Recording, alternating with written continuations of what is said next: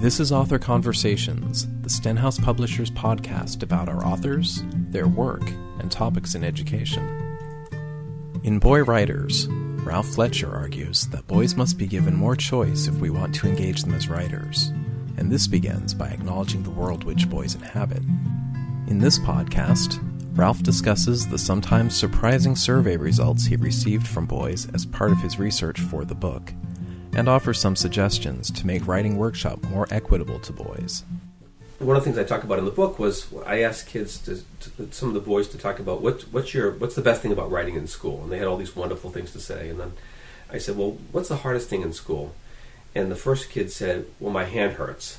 And I was like, that surprised me.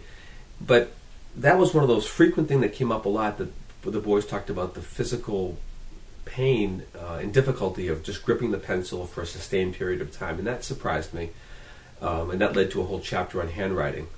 And there's a lot of research that shows that developmentally, boys, they lag in terms of being, that small motor coordination. So that was interesting. I think that one of the things that the questionnaires did was that it really brought for me, the experience of boys alive, and just hearing the way they experience school and some of the painful things that happen in school and how long they stay with them. And on the other hand, I remember one boy answered a question. I said, can you think of a pleasurable moment in school, writing in school? And the boy replied, writing poetry. It's happening right now. So that reminds us that, that there's a lot of, that boys can be engaged and that it's never too late, which I think is a hopeful thing. One of the things that came out in the boys survey was that the boys really were craving more choice in their writing, being able to pick what they wanted to write about without a lot of restrictions. And I think what's happened, for various reasons, that whole generous choice issue has been really circumscribed. It's been cut down for a lot of boys, and they don't feel like they really can just write what they want, and not only write what they want, but how they write it, in terms of like the language they choose.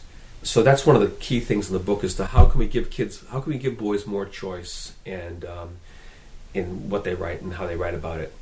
And that also is affected by all the different genre studies that are often done in classrooms, where the kinds of writing are prescribed. So the kids have a writing workshop, but it's all letter writing time. Or the kids have a writing workshop, and we're all doing reports about dinosaurs.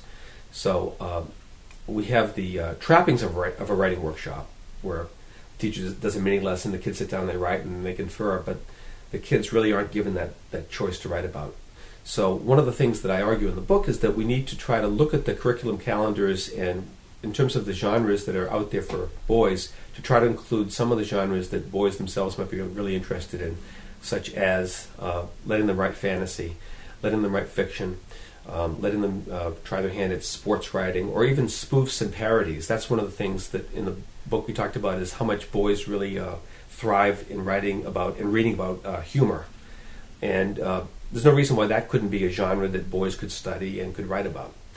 So I wouldn't argue that we should totally push the curriculum in writing toward things that would be exciting to boys, but I certainly think that we could rebalance a lot so that there's more of those things. Because to the extent that we're putting kids through different genres that we may think are important, but that don't engage boys, or don't engage any of our students, I think it's a lost cause. Boy Writers, Reclaiming Their Voices by Ralph Fletcher is available online at www.stenhouse.com and through your Stenhouse distributor in late October 2006. Thanks for listening.